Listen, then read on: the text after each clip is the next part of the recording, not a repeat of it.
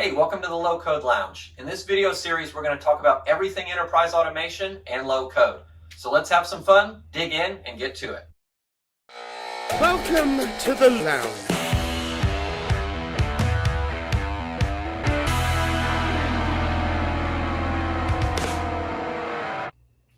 All right, now that we're finally alone, let's go ahead and dig into it. So probably the best place to start is with some basic terminology.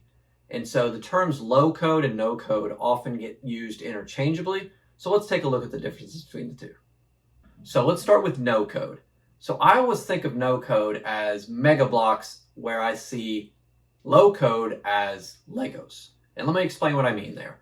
So let's take a look at a simple mega block set that you might have had when you were a kid or that your kids played with.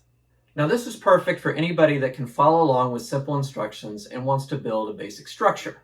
The downside is that you'll eventually want to build something that requires more specialized blocks.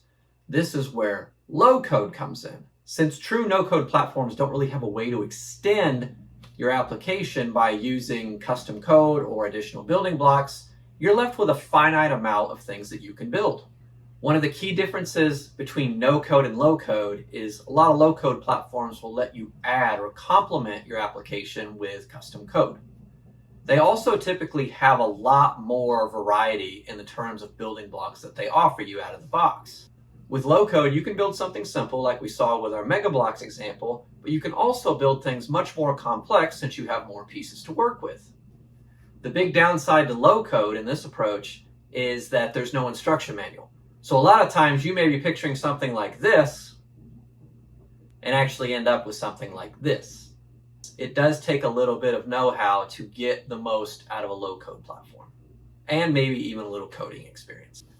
Which brings us to our last term of the day, citizen developer. Now, I've never been a big fan of this term, not because I don't think business users should be able to build their own applications. I actually love that part. It's more so the wide range of skills required to be a, quote, citizen developer. And Gartner's got a really good definition of this where they say, a citizen developer is a persona. It's not a role or a person within a company. And so whenever I talk to customers, I typically use this persona framework.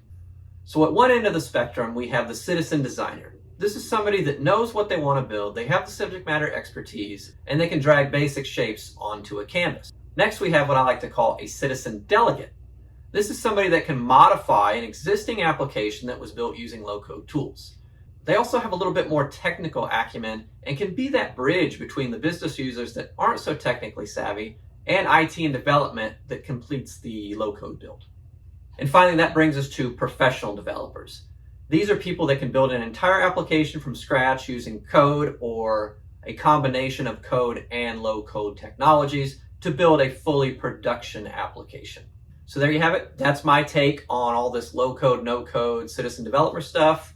Hope you found this helpful, and if you like this kind of content or if you got any questions, leave a comment below.